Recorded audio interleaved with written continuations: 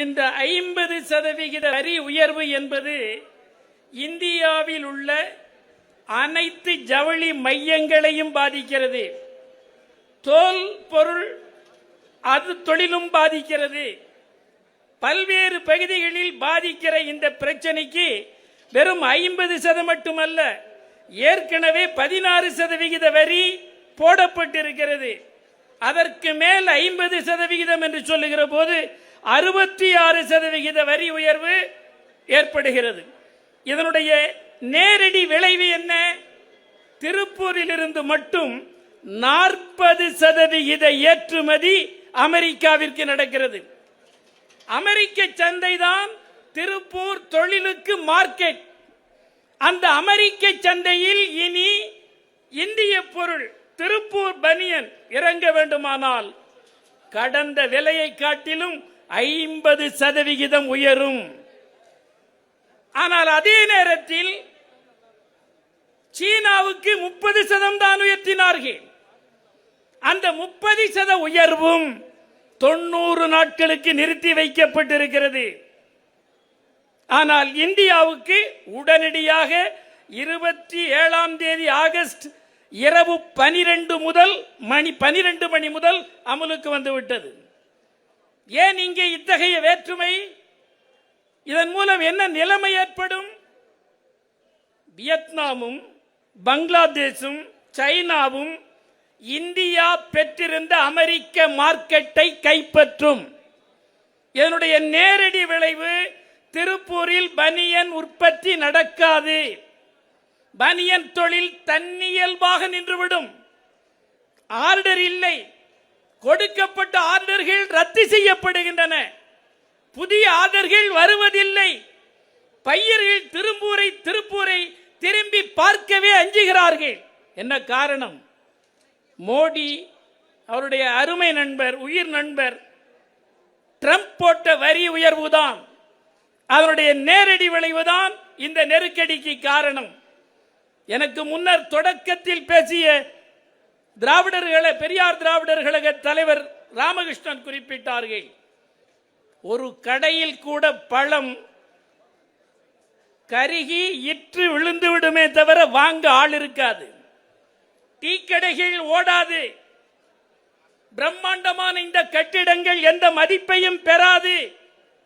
Minus திருப்பூரிலிருந்து பனியன் தொழிலை கழித்தால் மிஞ்சுவது சைபர் தான், எதுவுமே மிஞ்சாது. திருப்பூரில் நாம் வாழ்வதற்கு ஆதாரம் பனியன் இண்டஸ்ட்ரி.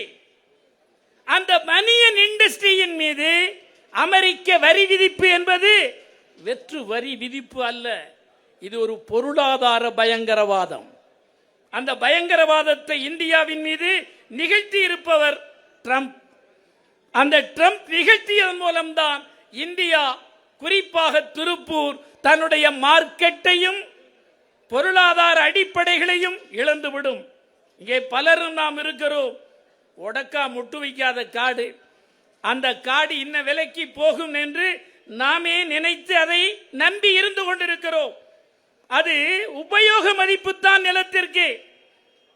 நிலத்திற்கான உபயோகமே செல்லாமல் போய்விட்டால், திருப்பூரில் பிழைக்கவே இயலாது என்ற நிலை ஏற்பட்டால், கட்டிடங்கள் வெறும் குட்டிச்சுவர்கள் தான், நிலங்கள் மதிப்பற்ற வெற்று நிலங்கள் தான், பயனில்லை.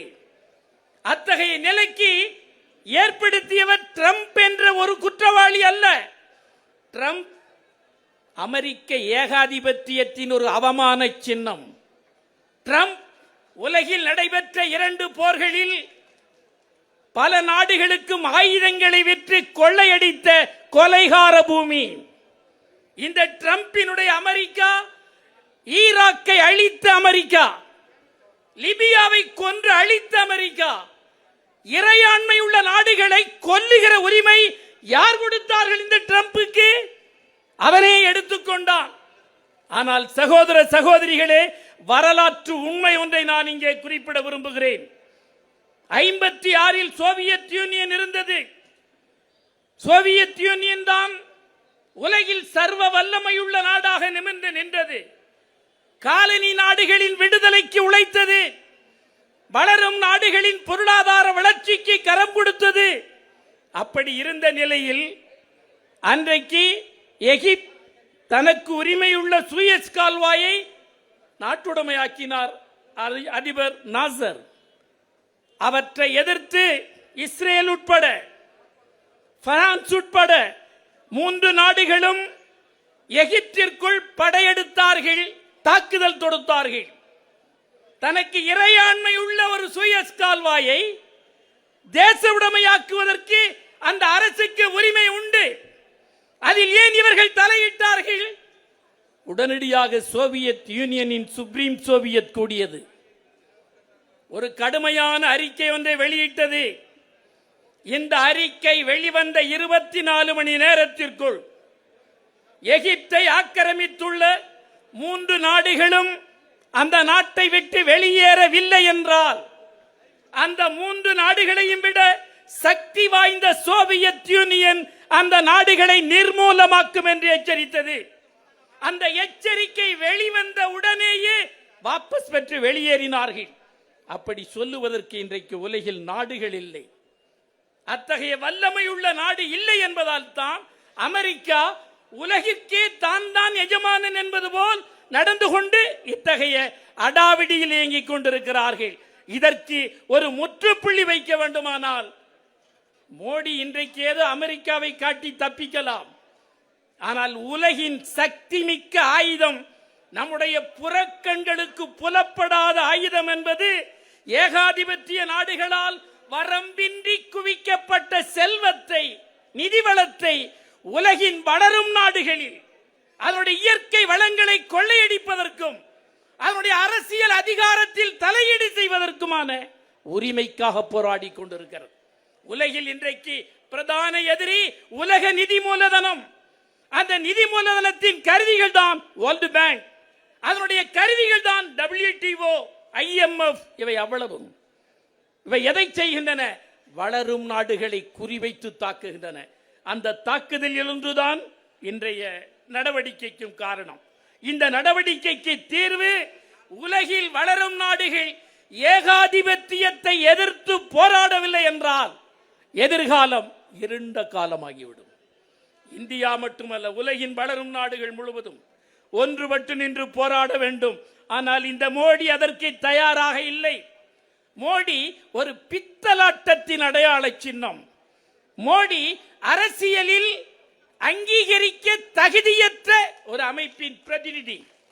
அவர் காலத்தால் தூக்கி எறியப்படுவார். இன்றைக்கும் நாளுக்கு நாள் அவமானப்பட்டு போகிறார் இந்த மோடி.